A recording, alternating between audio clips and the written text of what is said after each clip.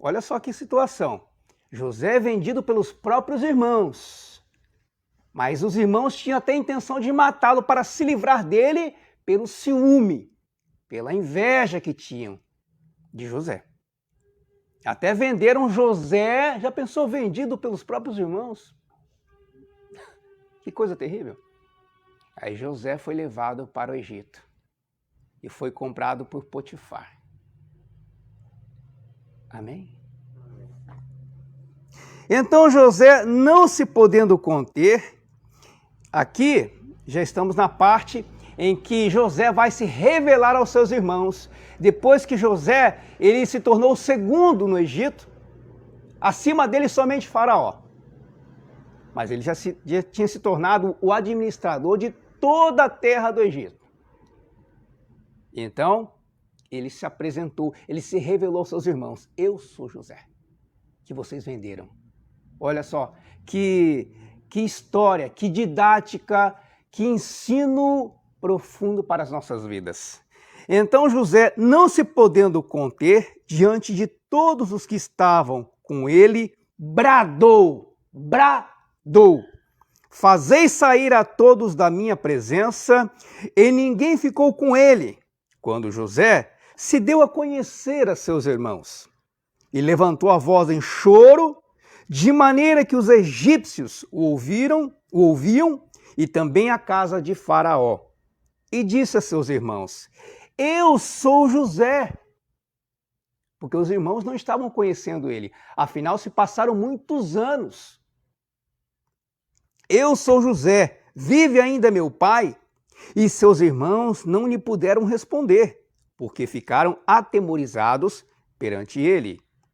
Disse José a seus irmãos, agora chegai-vos a mim. E chegaram-se. Então disse, eu sou José, vosso irmão, a quem vendestes para o Egito. Olha o perdão no coração de José.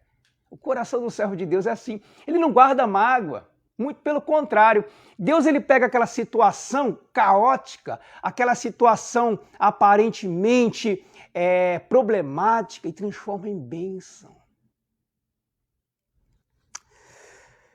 Agora, pois, não vos entristeçais, nem vos irriteis contra vós mesmos, por me haverdes vendidos para aqui, porque para a conservação da vida, Deus me enviou adiante de vós.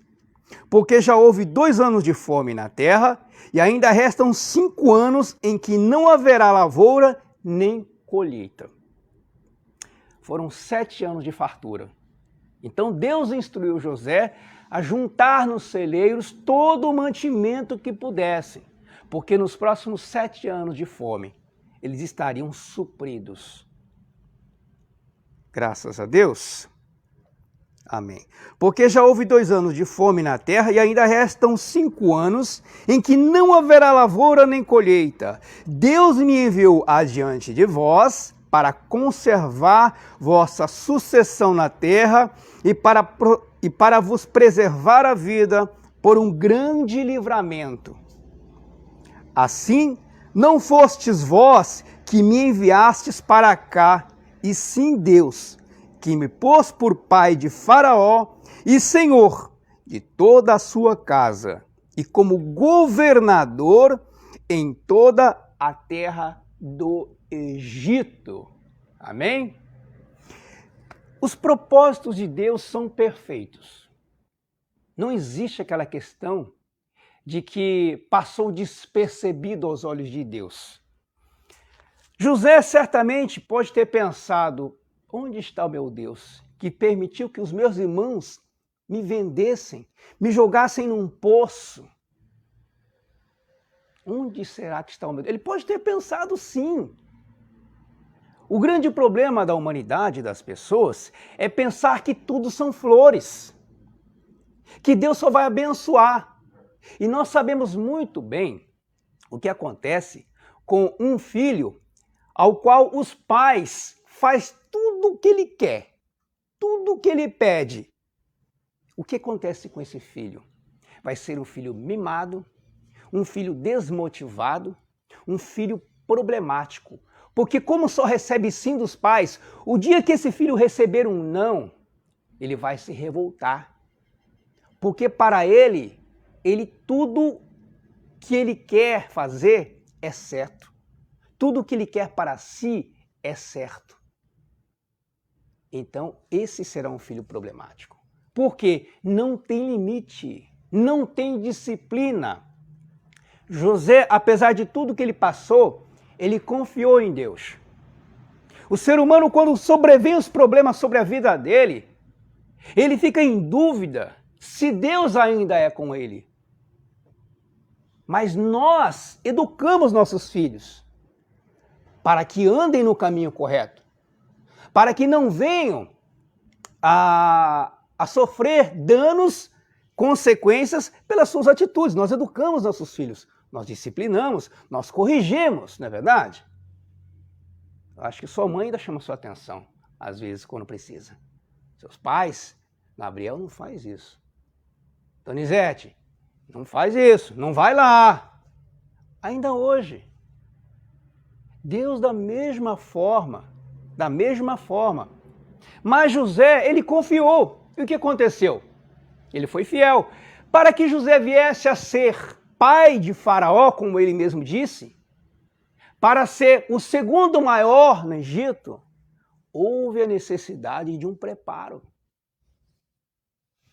Para que ele mesmo soubesse onde está o coração dele.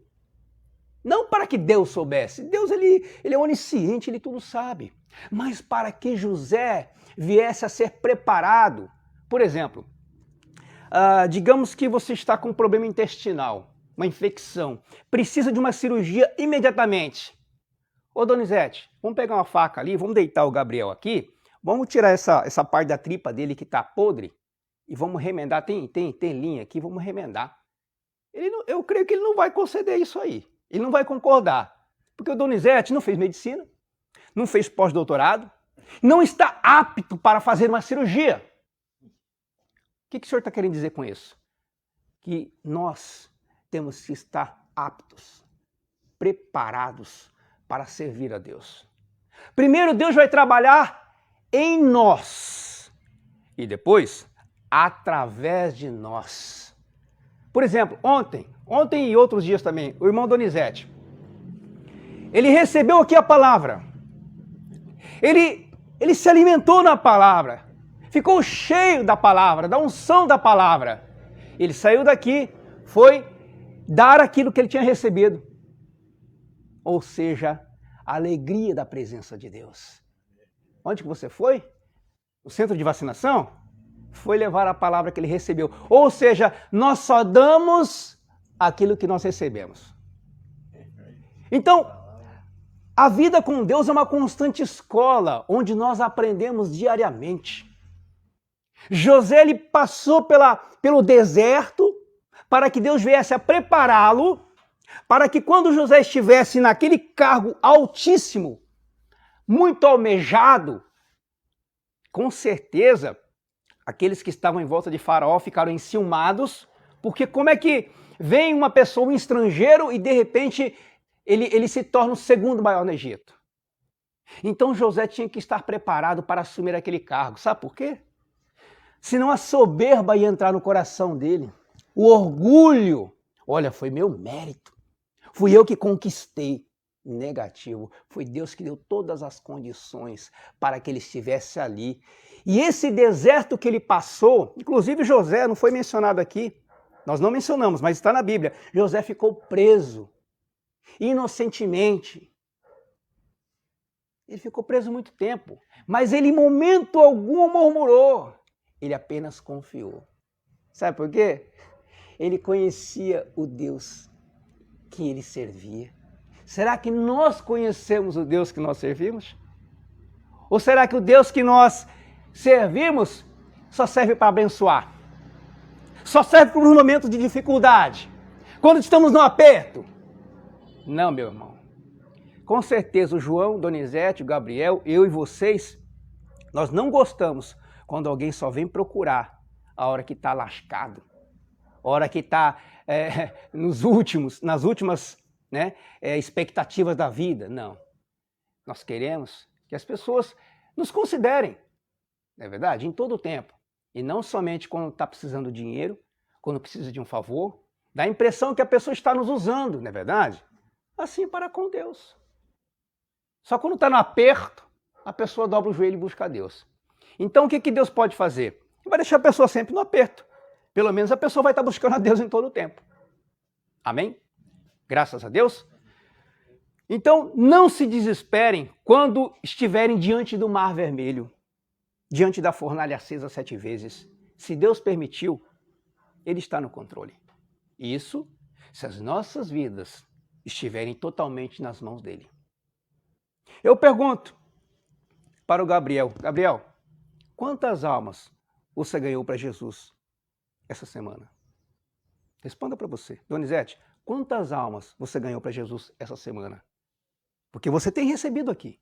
Você tem recebido alimento. João, quantas almas você trouxe para Jesus essa semana? Ou esse mês? Ou esse ano? Para quantas pessoas você falou de Jesus? Quantas pessoas foram evangelizadas pelo que você recebeu aqui? Porque você não pode falar que não recebeu aqui. Você também que assiste, que acompanha, não pode falar que não tem recebido alimento. Você tem recebido, eu tenho recebido. Quantas almas você trouxe para Jesus? Quantas almas nós trouxemos para Jesus através do que nós temos recebido? Ou será que eu tenho guardado só para mim? Não, eu não posso. Eu não posso enterrar o meu talento. Eu tenho que pegar esse talento, multiplicar. Se eu tenho recebido, eu tenho para dar. A não ser que eu não tenha recebido. A não ser que eu tenha fechado o meu coração. Aí eu não recebi. Estamos aqui em 4 pessoas, 4 almas. Todos estão recebendo o mesmo alimento. Agora, quem é que está multiplicando esse alimento? Um dia, nós vamos prestar contas para Deus. Não se esqueçam disso. Um dia nós vamos prestar conta para Deus, contas para Deus. De tudo que nós temos ouvido, recebido. Não para mim, não para o homem, mas para Deus. Amém? Graças a Deus.